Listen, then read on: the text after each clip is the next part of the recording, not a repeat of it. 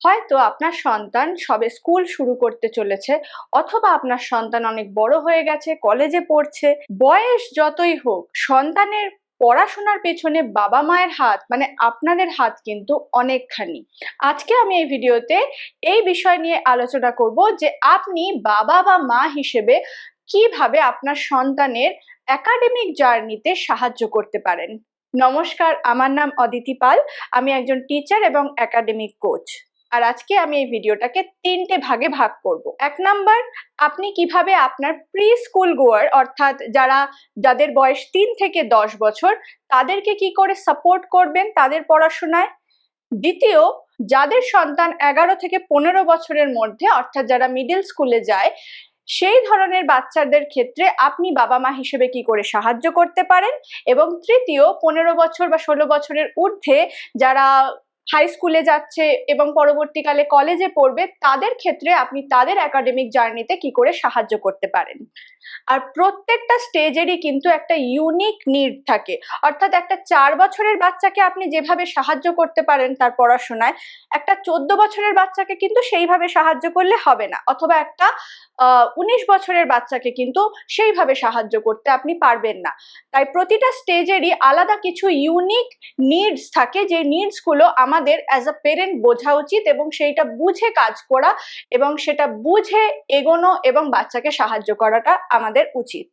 এবার প্রথম স্টেজটায় দেখে নিই, অর্থাৎ আপনার বাচ্চা যদি 3 থেকে 10 বছরের মধ্যে হয় এবং প্রথম স্কুলে ভর্তি হচ্ছে অথবা স্কুলে পড়ে, প্রাইমারি স্কুলে পড়ে, তাদের ক্ষেত্রে আপনি বাবা মা হিসেবে কি করে সাহায্য করতে পারেন। এই ক্ষেত্রে আপনাকে 3টে জিনিস মাথায় রাখতে হবে।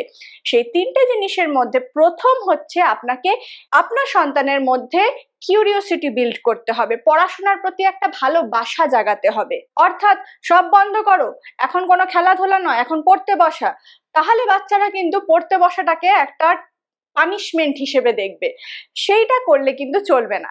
দ্বিতীয়ত, আপনাকে একটা স্টাডির হ্যাবিট তৈরি করাতে হবে।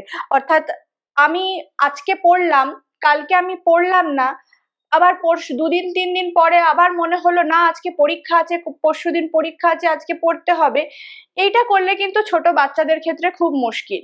ওদেরকে একটা হ্যাবিট বা রুটিনের মধ্যে আনতে হবে। আর 3 নাম্বার, যা জিনিসই শিখুক না কেন সেই জিনিসটা জানার প্রতি একটা আগ্রহ তার মনের মধ্যে কিন্তু আমাদেরকেই ঢুকিয়ে দিতে হবে। এবার এই 3টে কাজ করা কিন্তু যতটা মুখে বলছি ততটা সোজা নয়। এর জন্য আমাদের বেশ কিছু স্টেপস মেনে চলতে হবে, আর সেখানে আমি 5টা স্টেপসের মেনশন করব।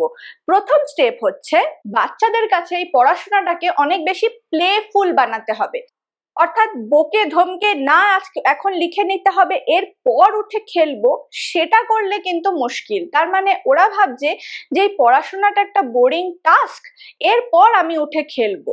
বরং ওইটাকে একটা খেলার মাধ্যমে আমাদেরকে শেখাতে হবে। খুব ছোট বাচ্চাদের, ধরুন 3 বছর বয়স, 4 বছর, 5 বছর বয়স, তাদের ক্ষেত্রে বিশেষ করে এটা প্রযোজ্য। আপনি যদি খেলাটাকে পরে খেলবো বলেন, তাহলে ওদের ক্ষেত্রে একটা টেনশন কাজ করে, ও তাহলে আমাকে তাড়াতাড়ি করতে হবে, this is not a good thing, এটাকে আমাকে তাড়াতাড়ি ফিনিশ করে নিতে হবে কোনোভাবে। বা ওরা ট্যান্ট্রাম দেখাতে পারে, চেঁচামেচি করতে পারে, না আমি করব না, খাতা ছিঁড়ে দিতে পারে। সেই সব যাতে না হয়, আপনাকে ওটাকে ভালোবাসাতে হবে। অর্থাৎ আপনি বলতে পারেন যে আচ্ছা চলো দেখি তো 1 থেকে 5 অব্দি তুমি লিখতে পারছো কিনা। বাহ, আমি তো লিখতে পারছি না, তুমি কি সুন্দর লিখে দিচ্ছ, কি মজা, এই দেখো কেউ লিখতে পারছে না কিন্তু ও লিখতে পারছে। এইভাবে যদি আপনি খেলার মাধ্যমে এনগেজ করতে পারেন, তাহলে কিন্তু ব্যাপারটা অনেক বেশি ভালো হবে। এবার প্রতিটা বাচ্চা কিন্তু এক এক ভাবে খেলে। এবার আপনি আপনি মা বাবা হিসেবে সেটা বেশি ভালো বুঝবেন যে কিভাবে আপনার বাচ্চা খেলবে, কিভাবে পড়াশোনাটা খেলার মাধ্যমে করবে, সেটা আপনাকে বুঝে নিতে হবে, বুঝে ওকে খেলানোর মাধ্যমে পড়াতে হবে। দ্বিতীয় যে টাস্ক, যেটা আপনাকে অবশ্যই করতে হবে, সেটা হচ্ছে পড়ে শোনাতে হবে। ছোট একজন 3 বছরের বাচ্চা তো সে নিজে বই পড়তে পারবে না, স্বাভাবিক, কিন্তু তাকে পড়ার প্রতি ভালোবাসাটা আপনাকে জাগাতে হবে। অর্থাৎ কোনো একটা স্টোরি বুক, অবশ্যই এজ অ্যাপ্রোপ্রিয়েট হতে হবে। অনেক বই বাজারে কিনতে পাওয়া যায়, অনলাইনে কিনতে পাওয়া যায়, সেগুলো নিন, যেগুলো পিকচার দেওয়া থাকে। এইভাবে আপনি যদি 3, 4, 5, 6 বছরের বাচ্চাদেরকে ধরে ধরে পড়ান, নিজে পড়েন, তাহলে সেই বাচ্চার কিন্তু ল্যাঙ্গুয়েজের প্রতি একটা ভালোবাসা জন্মাবে। একটা বই থেকে যে ভ্যারাইটি ধরনের ল্যাঙ্গুয়েজ, ভ্যারাইটি ধরনের ওয়ার্ডস জানতে পারবে, সেগুলো কিন্তু বাচ্চাটাকে, আপনার সন্তানকে সমৃদ্ধ করবে। তাই জন্য মিনিমাম 10 থেকে 15 মিনিট অন্তত দিনে একবার বই পড়ার চেষ্টা করবেন বাচ্চার সামনে। নেক্সট যেটা বলবো সেটা হচ্ছে, আপনার বাচ্চা কিন্তু প্রথমেই দারুণ কার্সিভ হ্যান্ডরাইটিং এ লিখতে শুরু করবে সেটা কিন্তু নয়। ওদের এখন ফাইন মোটরস গুলো ডেভেলপমেন্টের সময়, ওরা পেন্সিলটাকে কিভাবে ধরবে, কিভাবে পেঁচিয়ে লিখবে, সেগুলো সবই কিন্তু ওরা শিখছে। তাই এই রকম সময় যদি আপনি বলেন যে দেখো মা কি সুন্দর লিখে দিল, তোমাকে এরম লিখতে হবে, বা ওর খাতাটা কি সুন্দর, তোমাকেও এইভাবে করতে হবে, তাহলে কিন্তু এই কম্প্যারিজনে ওর কিন্তু সাবকনসিয়াস মাইন্ডে এটা বসে যাবে যে ও অত ভালো লিখতে পারে না, এবং লেখার চেষ্টাটা কিন্তু বন্ধ করে দিতে পারে। তাই জন্য সব সময় যাই করুক ওটাকে হালকা করে প্রশংসা করবেন। হ্যাঁ, অবশ্যই একদম টেরা বেঁকা লিখছে তখন বলবে আরেকটু ভালো করো, ভালো করতে পারবে, কিন্তু কখনোই নিজের লেখার সাথে বা অন্য কারোর লেখার সাথে কম্প্যারিজন করবেন না, এবং ওকে বারবার লিখতে উদ্বুদ্ধ করবেন। যত বেশি ও লিখবে, যত বেশি ও, আর লেখা মানে যে একদম অ আ ক খ লিখছে বা এবিসিডি লিখছে তা কিন্তু নয়, ও ছবি আঁকতে পারে, ও পেন্সিল বা ক্রেয়ন দিয়ে কিছু হিজিবিজি কাটতে পারে। কিন্তু যাই করুক আপনি এটা ভাববেন না যে আপনার খাতাটা নষ্ট হচ্ছে, টাকা নষ্ট হচ্ছে। ও খাতা হিজিবিজি কেটে ভরিয়ে দিক, কিন্তু তাতে মনে করবেন যে আপনার ছেলের বা আপনার মেয়ের কিন্তু ফাইন মোটর স্কিলের ডেভেলপমেন্ট হচ্ছে, যেটা আখেরে ওর ভবিষ্যতে লিখতে সাহায্য করবে। আর যদি একটু বড় স্টেজের হয়, মানে 8, 9, 10 বছরের বাচ্চাদের ক্ষেত্রে বলছি, তাদের ক্ষেত্রে সব সময় যখনই লিখবে, যদি ভালো লেখে সেটাকে প্রশংসা করার চেষ্টা করবেন, যে বাহ কি সুন্দর তুমি একটা লাইনের মধ্যে গুছিয়ে লিখেছো, কি সুন্দর তুমি প্রত্যেকটা হরফ পরপর সমানভাবে লিখেছো, কি সুন্দর গ্যাপগুলো দিয়েছো। এইভাবে হালকা প্রশংসার মাধ্যমে ওকে অনুপ্রেরণা দিলে ওরা কিন্তু খুব ভালো লিখতে পারবে। আর এই ক্ষেত্রেই আমি নেক্সট পয়েন্টটা বলবো যে কখনোই আপনার সন্তানকে আপনি এমনি প্রশংসা করবেন না যে তুমি খুব ভালো, তুমি খুব ইন্টেলিজেন্ট, তুমি খুব স্মার্ট। এই ধরনের প্রশংসাগুলো ভেগ, আর এগুলোতে ওদের সেলফ কনফিডেন্স বাড়ার থেকে ওরা ওভার কনফিডেন্ট হয়ে যেতে পারে। তাই জন্য সবসময় চেষ্টা করবেন ওরা কি কাজ করছে সেটার প্রশংসা করতে। মানে বাহ তুমি খুব সুন্দর করে লিখেছো, বা তোমার খাতাটা খুব পরিষ্কার, অথবা বাহ তুমি খুব ভালো কাজ করেছো, ওকে তুমি সাহায্য করেছো। এই কাজের যদি আপনি প্রশংসা করেন, তাহলে ওরা বুঝতে পারবে যে এই কাজগুলো প্রশংসনীয় এবং সেগুলো বারবার করার চেষ্টা করবে। নেক্সট যেটা বলবো সেটা হচ্ছে, ওদের পড়াশোনায় প্রতিদিন আপনি কিন্তু ইনভলভ থাকবেন। স্কুলের সাথে পিটিএম এ যান, আপনি স্কুলের টিচারদের সাথে যোগাযোগ করুন, পিটিএম এর টিচারদের জিজ্ঞেস করুন যে ও ক্লাসে কিরকম করছে, ইমপ্রুভ করছে নাকি, কথা বলছে নাকি, সব পিয়ার্সদের সাথে মানে বন্ধু বান্ধবদের সাথেও কথা বলছে কিনা, সেগুলো আপনি জানার চেষ্টা করুন। তাদের সাথে কি বিহেভিয়ার, লেখায় কি ইমপ্রুভমেন্ট, সেগুলো সব আপনি টিচারদের থেকেই জানতে পারবেন। অবশ্যই একটা ফ্রেন্ডলি রিলেশনশিপ বজায় রাখবেন টিচারদের সাথে আপনাদের। আর এটা মাথায় রাখবে, আপনাদের দুজনের জয়েন্ট এফোর্টেই কিন্তু আপনার সন্তান আরো বেশি উন্নতি করবে। নেক্সট লাস্ট যেটা বলবো, অবশ্যই ওদের স্ক্রিন টাইমটা একদম রিডিউস করে দেবেন। এই স্টেজের বাচ্চাদের স্ক্রিন টাইম দেওয়া উচিত নয়। হ্যাঁ, অবশ্যই মডারেট ইউজ, লার্নিং ভিডিও দেখছে সেটা ঠিক আছে, মডারেটলি, মানে দিনে 15-20 মিনিট, আধ ঘন্টা দেখলো, গ্যাপে গ্যাপে, অবশ্যই টানা আধ ঘন্টা নয়, ঠিক আছে, কিন্তু অবশ্যই চেষ্টা করবেন আপনি পাশে দাঁড়িয়ে থাকতে। মোবাইলটা দিয়ে আপনি অন্য জায়গায় চলে গেলেন যে রান্নাটা করে নিলাম, সেটা চেষ্টা করবেন অ্যাভয়েড করতে। আপনি অবশ্যই তার সামনে দাঁড়িয়ে কি সে দেখছে সেটা আপনি দেখবেন, আর সেটা যেন অবশ্যই কোনো বাজে কন্টেন্ট না হয়। যেই কন্টেন্টটা দেখে আপনার সন্তান কিছু শিখতে পারবে না, সেই রকম কন্টেন্ট অ্যাভয়েড করবেন দেখানো। এবার সোজা চলে যাই নেক্সট স্টেজ, অর্থাৎ আপনি যদি 11 থেকে 15 বছর বয়সী বাচ্চার বাবা মা হন, তাহলে কি করতে পারেন। এই ক্ষেত্রে আবারও মাথায় রাখতে হবে, অর্থাৎ ফোকাসে রাখতে হবে আপনাকে 3টে জিনিস। এই 3টে জিনিস তাদের মধ্যে কিন্তু তৈরি করে দিতে হবে। 1 নাম্বার হচ্ছে তাদের ইন্ডিপেন্ডেন্ট করে দিতে হবে, অর্থাৎ তারা আপনাকে ছাড়া পড়তে বসছে না বা পড়তে পারছে না সেরমটা যেন আর না হয়। দ্বিতীয়, তারা যেন ডিসিপ্লিন ওয়েতে কাজ করতে পারে সেই দিকে আপনাকে নজর দিতে হবে। তৃতীয় হচ্ছে ইমোশনাল সাপোর্ট দিতে হবে, অর্থাৎ এটা প্রি টিন বা টিনেজারের ঢোকার সময়, এই সময়টা কিন্তু ভীষণ বেশি, এটাকে অ্যাডোলেসেন্ট সময়ও বলে। এই সময়টা কিন্তু খুব ডেলিকেট এবং খুব বেশিভাবে মা বাবাকে ইমোশনাল সাপোর্ট ছেলে মেয়েকে কিন্তু দিতে হবে। আর এই 3টে জিনিস করার জন্য আপনাকে কিন্তু আবারও আমি 5টা জিনিস করার কথা অ্যাডভাইস দিতে পারি। আর সেই 5টা জিনিসের মধ্যে প্রথমটাই হচ্ছে স্টাডি স্কিলস। কিভাবে একটা স্টুডেন্ট নিজে পড়তে পারে সেটা কিন্তু একটা স্কিল। এক একজন স্টুডেন্টের কিন্তু এক এক ভাবে পড়লে এক এক রকম ফল হয়, আর সেই স্কিলগুলো আপনাকে প্রথমে জানতে হবে এবং সেই স্কিলগুলো আপনাকে ইন্ট্রোডিউস করিয়ে দিতে হবে ছেলে মেয়েকে। যেমন ধরুন, আপনি ফিনম্যান টেকনিকটা ইন্ট্রোডিউস করাতে পারেন, অর্থাৎ ও কিছু একটা পড়লো এবং তারপর সেটা ও আপনাকে বলল, অ্যাজ ইফ আপনি একজন স্টুডেন্ট, ও একজন টিচার, ও আপনাকে পড়াটা বোঝাচ্ছে। এবার ধীরে ধীরে আপনি নিজেকে সরিয়ে দেবেন যে না, এবার আমি আর শুনবো না, আমার কাজ আছে, তুমি বোর্ডে লিখে লিখে পড়াও নিজে নিজে, আর দেখো যে তুমি পারছো কিনা, তাহলে বুঝবে যে তোমার পড়াটা কমপ্লিট হয়েছে। এটা একটা এক্সাম্পল মাত্র। এবারে ধরুন আপনার স্টুডেন্ট কোথাও আটকে গেছে, সন্তান যে পারছে না এগোতে, তখন আপনি সোয়াট অ্যানালাইসিসটা করানো শিখিয়ে দিতে পারেন, যে এইভাবে তুমি বুঝতে পারবে তোমার স্ট্রেংথটা কোথায়, তোমার উইকনেসটা কোথায়। এছাড়াও বহু টেকনিক আছে, আমার চ্যানেলেও আছে, যদিও আমি সমস্ত ম্যাক্সিমাম ভিডিও স্টুডেন্টদের উদ্দেশ্যে বানাই, তো তারা জানতে পারবে। আপনারাও চাইলে দেখতে পারেন, সেগুলো থেকে আপনিও জানতে পারেন যে কি কি ধরনের টেকনিক্স হয় যেগুলো ইন্ট্রোডিউস আপনি আপনার সন্তানকে করাতে পারেন এবং যার ফলে তারা পড়াশোনাটা করতে পারে ঠিক করে। দ্বিতীয় কাজ যেটা করবেন সেটা হচ্ছে ওদের মধ্যে ডিসিপ্লিনটা আনার জন্য ওদেরকে নিজেদের রুটিন তৈরি করতে দিন। আপনি অবশ্যই মনিটর করুন প্রথম ক্ষেত্রে, যাতে ভবিষ্যতে গিয়ে ও সেটা নিজেই করতে পারে, সেই দিকে আপনাকেই নজর দিতে হবে। তাই ট্রেনিংটা ওকে প্রথম স্টেজ থেকে দিতে শুরু করুন। কি করে রুটিনটা বানাতে হয়, কি করে পরীক্ষার আগের রুটিন বানাতে হয়, কি করে সারা বছরের রুটিন বানাতে হয়, কি করলে সে ম্যাক্সিমাম বেনিফিট, ম্যাক্সিমাম রেজাল্টটা করতে পারে, সেই দিকে আপনি একটু নজর দিলেন।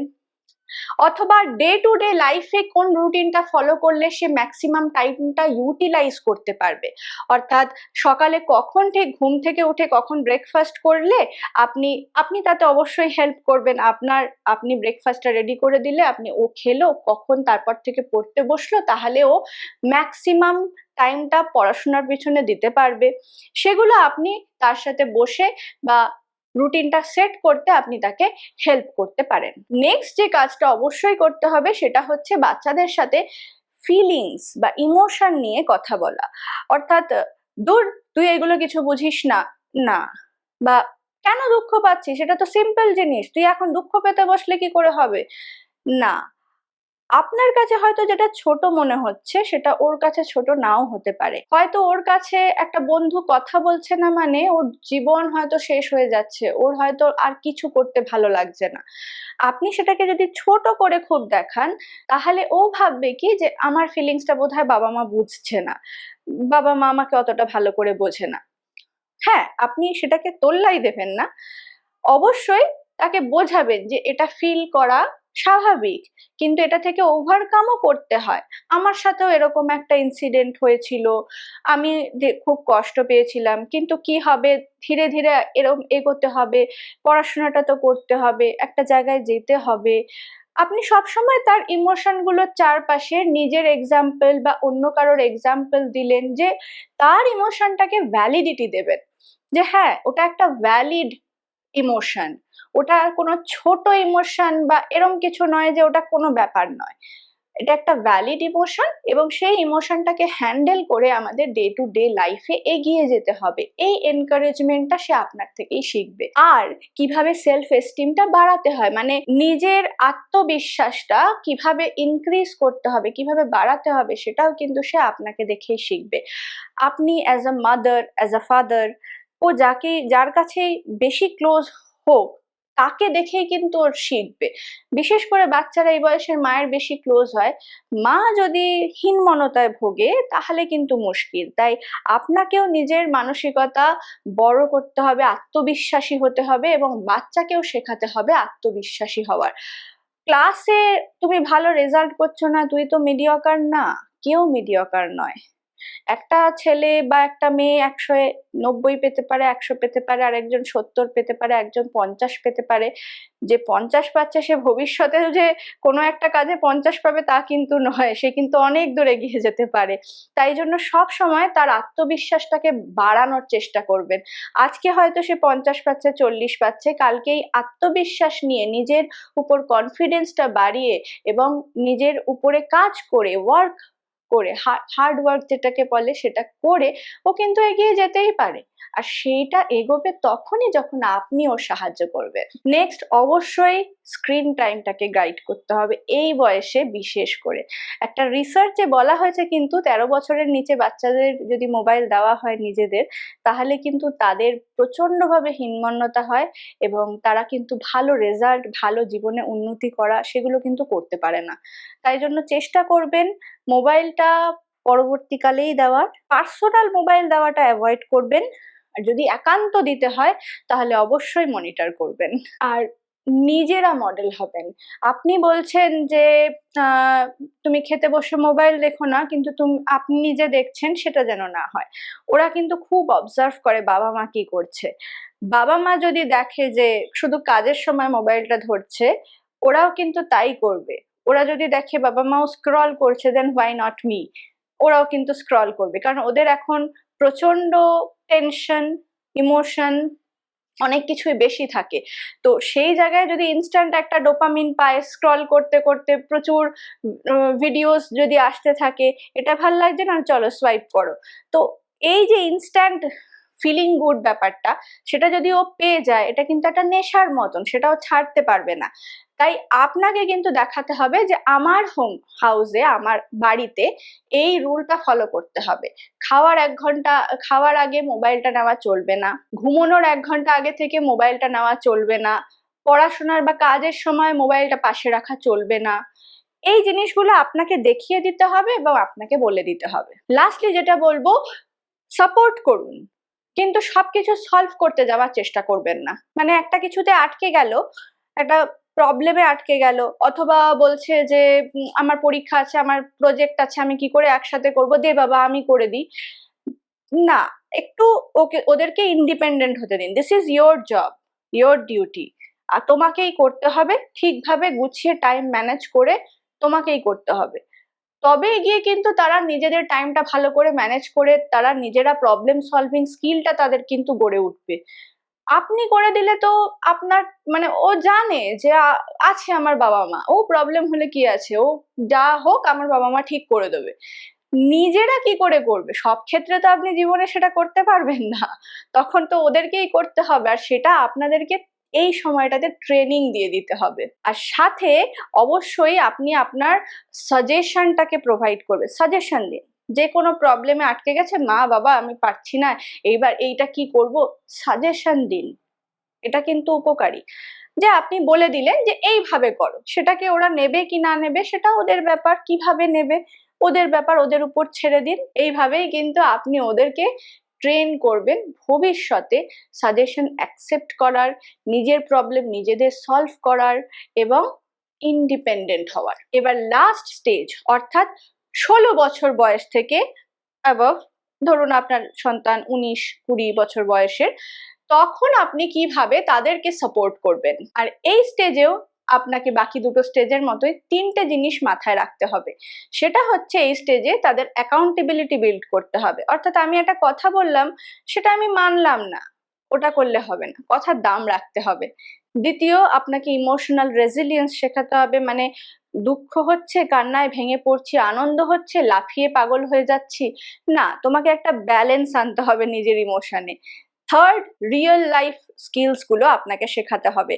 অর্থাৎ রিয়েল লাইফ স্কিলস মানে শুধুই বই পড়া, পরীক্ষায় ভালো নাম্বার পাওয়া কিন্তু নয়। এখানে অনেক কিছু স্কিলস আছে যেগুলো ছাড়া একজন মানুষ ডে টু ডে লাইফে ভবিষ্যতে এগোতে পারবে না, সেইগুলোই কিন্তু আপনাকে শেখাতে হবে। আর এই 3টে জিনিস আপনার সন্তানের মধ্যে আনার জন্য আপনাকে আবারও 5টা জিনিসকে মাথায় রাখতে হবে। এই 5টা জিনিস কি কি? 1 নাম্বার, আপনি ওর থট পার্টনার হওয়ার চেষ্টা করুন, ম্যানেজার নয়। মানে তোকে করে দিচ্ছি, এইভাবেই করতে হবে, না হলে হবে না, না। ও কি ভাবছে সেটা আপনি ধীরে ধীরে জানুন, আর সেই থটের মধ্যে আপনি নিজেকেও ইনভলভ করুন, যাতে ও বুঝতে পারে যে আমি যেটা ভাবছি, সেইটা আমি যেটা করতে চাইছি, সেটা আমার বাবা মা সাপোর্ট করে এবং সেটাতে নিজেদের ভ্যালুয়েবল সাজেশনস দেয়, যেটা আমাকে ইন ফিউচার আরো বেটার পারসন হতে হেল্প করছে। আর এই স্টেজে তাদের ইন্ডিপেন্ডেন্সটাকে, অর্থাৎ আপনার সন্তানের ইন্ডিপেন্ডেন্সটাকে অবশ্যই মাথায় রাখবেন। ও এখন একজন ইন্ডিভিজুয়াল অ্যাডাল্টহুডে পৌঁছাতে চলেছে, অবশ্যই এই ছোট ছোট জিনিসগুলোকে আপনি রেসপেক্ট করবেন। যখন আপনি ওরটাকে রেসপেক্ট করবেন, ও কিন্তু জানবে যে এগুলো অন্যদের ক্ষেত্রেও অ্যাপ্লিকেবল, আপনারটাকেও কিন্তু রেসপেক্ট করবে। বা আমি এখানে একটুও প্রাইভেসি পাচ্ছি না, আমাকে ঘরের বাইরে বেরোতে হবে, না হলে আমার দম বন্ধ লাগছে, এই ধরনের চিন্তা ভাবনা গুলো কিন্তু তাহলে ওর মধ্যে আসবে না। নেক্সট যেটা বলবো সেটা হচ্ছে আপনি টাইম ম্যানেজমেন্ট বা গোল সেটিং এ ওর হেল্প করতে পারেন। গোল সেটিং বলতে কি চাইছো করতে আপনি জানলেন, এবং সেটা করে কি লাভ হবে সেটাও আপনি ওর থেকে জানলেন, এবং সেটাকে এনকারেজ করলেন যে ওকে, ওর এটা প্যাশন, ও এই দিকে এগোতে চাইছে, তাহলে তোমাকে এই গোলটার দিকে এগিয়ে যেতে হবে। অবশ্যই এর আগের স্টেজগুলোতে আপনাকে সেগুলো বুঝিয়ে দিতে হবে যে কিভাবে গোল সেট করতে হয়। এখন গোলটা যখন ও ফিক্স করেছে, অনেক বাচ্চাই 16, 17, 18, 19 বছরের মধ্যে নিজের লাইফের গোল ফিক্স করে নেয়। সেই গোলটাকে আপনাকে এনকারেজ করতে হবে এবং সেটাতে পৌঁছানোর জন্য, সেই গোলটায় রিচ করার জন্য, সেই টার্গেটটা হিট করার জন্য যেভাবে এগোতে হবে, যেভাবে টাইম ম্যানেজমেন্ট করতে হবে, সেগুলোতে আপনি ওকে সাহায্য করে যাবেন। আর এর জন্য অবশ্যই ওরা একটা হায়ার ক্লাসে পড়ছে, হায়ার এডুকেশনে চলে গেছে, ওদের অবশ্যই একটা প্ল্যানার ফলো করতে এনকারেজ করবেন। আপনি নিজে প্ল্যানারটা টাঙিয়ে রাখতে পারেন দেওয়ালে, আপনি কোনো ডিজিটাল টুল ইউজ করতে পারেন, যাই করুন না কেন একসাথে বসে করবেন। অর্থাৎ ওর প্ল্যানের সাথে আপনাকেও নিজের লাইফের প্ল্যানটাকে একসাথে মার্চ করে আপনার আর আপনার সন্তানের প্ল্যানিংটা ঠিক করে করতে হবে। আর তার জন্য দুজনের একই পেজে থাকাটা খুব দরকার। এবার নেক্সট যেটা বলবো, আপনি অবশ্যই খেয়াল রাখবেন ওর বার্ন আউট হচ্ছে কিনা, মানে খুব টায়ার্ড হয়ে যাচ্ছে কিনা, খুব টেনশনে থাকছে কিনা। তাহলে কিন্তু আপনাকে এই পরিস্থিতিটা একটু লাইট করতে হবে। ধরুন পরীক্ষার আগে বা কোনো মক টেস্টে ও ভালো রেজাল্ট করছে না, খুব টেনশন করছে, বা একবার পারলো না কিছু করতে, একটা কিছুতে ফেলিয়ার হলো, সেটার জন্য খুবই ডিসহার্টেন্ড হয়ে গেছে, খুবই টেনশন করছে। সেই রকম জায়গায় দাঁড়িয়ে আপনাকে কিন্তু সিচুয়েশনটা লাইট করতে হবে, সাথে ওকে এনকারেজও করে যেতে হবে। আর কিছু কিছু ক্ষেত্রে বেশি এনকারেজমেন্ট বা বেশি সিচুয়েশন লাইটেরও দরকার হয় না, কিছু কিছু ক্ষেত্রে সাইলেন্সটাও দরকার হয়। এটা আপনাকেই বুঝে নিতে হবে সাইকোলজিক্যালি যে এই মুহূর্তে আমার সন্তানের কোন ইমোশনাল স্টেজটার মধ্যে দিয়ে যাচ্ছে এবং কি দরকার। কারণ এই বয়সের বাচ্চারা কিন্তু অনেক সময় পুরোপুরি উইথড্র করে নিতে পারে যে তোমার সাথে কথা বলার আমার দরকারই নেই, আমি তোমার সাথে কথা বলতে চাই না, অথবা প্রচন্ড ইরিটেবিলিটি দেখাচ্ছে যে পারছি না আমি থাকতে। মানে আপনিও একদম যুদ্ধের মধ্যে, সেও একদম যুদ্ধের মধ্যে আছে, যেটা হয় খুব, এটা খুব কমন সমস্যা। আমি যেহেতু একজন একাডেমিক কোচ, আমি এই ধরনের সমস্যা নিয়ে অনেকটাই ডিল করেছি, তো এটা খুব কমন হয়। তো আপনাকে সেই সময় কিছু জিনিস একটু কাম থাকতে হবে, পার্টিকুলার কি সমস্যা হচ্ছে, কেন হচ্ছে সেটা আপনি বুঝতে পারবেন। এবং দ্বিতীয়ত আপনাকে মাথায় রাখতে হবে যে ও কিন্তু এখনো অ্যাডাল্ট হয়নি, আপনি অ্যাডাল্ট। আর ও হয়তো ওর ইমোশন গুলোকে ভালো করে ম্যানেজ করতে পারছে না, কিন্তু আপনি পারবেন। আপনি নিজের উপরে নিন যে আমি পারবো এবং আমাকেই করতে হবে।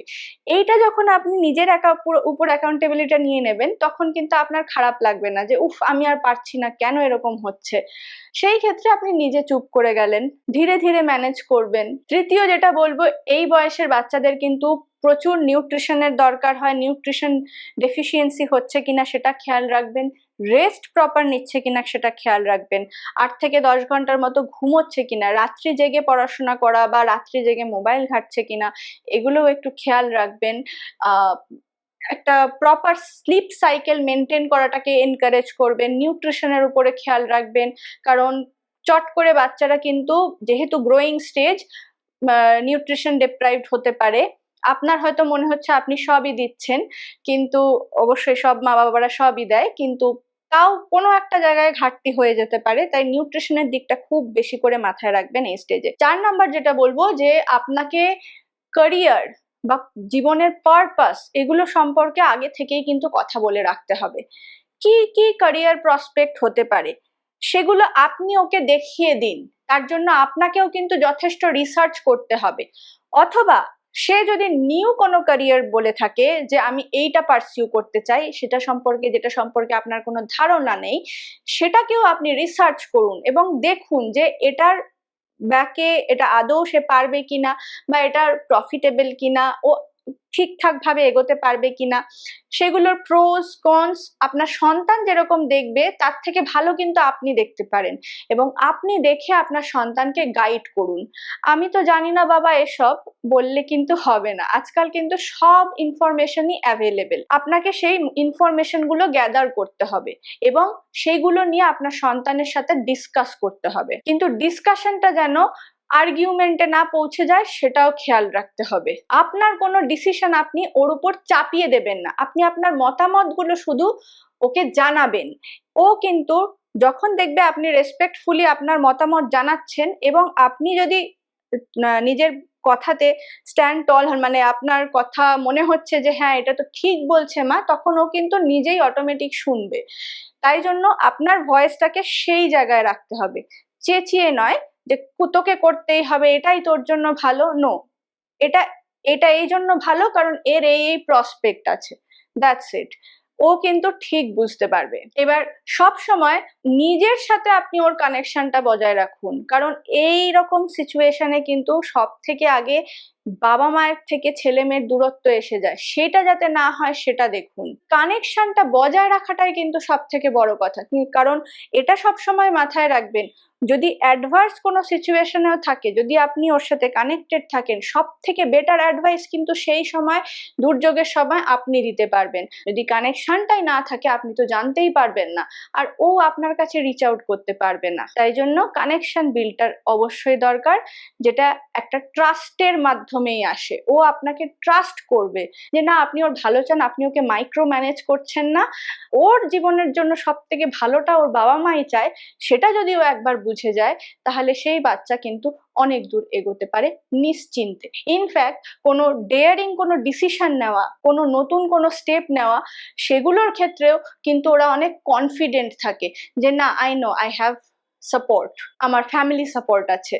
তো সেই ক্ষেত্রে সেই সব বাচ্চারা কিন্তু অনেক কনফিডেন্ট হয় এবং অনেক দূর এগোতে পারে।